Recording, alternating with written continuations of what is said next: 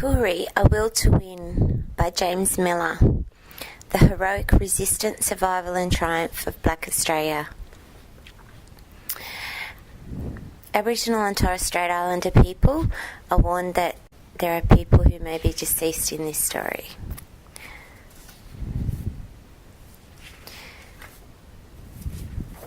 Chapter 1. Wonnarua. The valley was always there. It was there in dreaming, though mountains, trees, animals and people were not yet formed. The river as we know it today was yet to be born. Everything was sleeping. For some unknown reason, there was movement. This movement stirred from invisible forces. It was not physical. Sky spirits were opening their eyes that had been sleeping in chasms of eternity.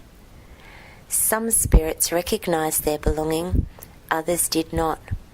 Some fought, some slept on, and others held council to consider, bargain, compromise, and ultimately to create.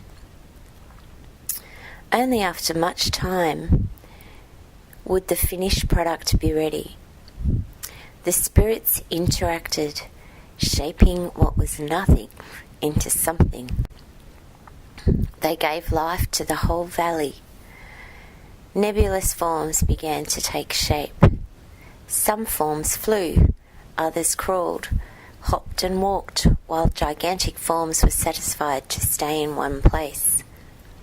Everything was ready, but something was missing from the valley floor, something to sustain the life that was already created. After further interaction among the spirits, the valley floor parted, and what was to be the keeper of life was formed.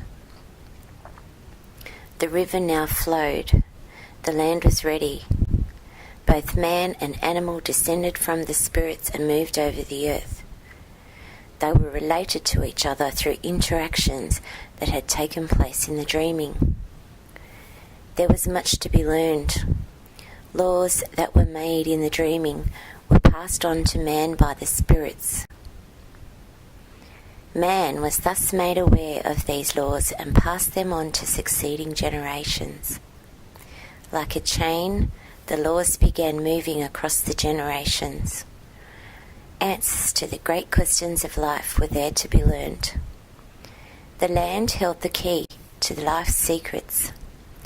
Man was given the knowledge to read the land, and for every rock, tree and creek he found an explanation for existence. He did not own the land owned him. To know the land was to know life, for what better way of knowing life than to know the stage on which it was enacted. The land of the Wonnarua not only held human and animal life, it was the home of spirits who were born in the dreaming. The land was full of spirits. They had their own territories localized in rocks, trees, the river and its creeks, the mountains and gullies. Playful spirits darted in and out of rock crevices and chased each other through creeks or bush or hid in the shadow of large mountains. Some spirits had a more vital purpose. Child spirits hovered, waiting for the consummating event that would change spiritual life to physical life. Something made these child spirits scurry and hide. A form appeared, a human form. They had known these forms, but this one was special.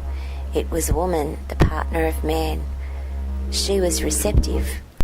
The spirits knew why she came and were ready, but only one spirit would act. It happened.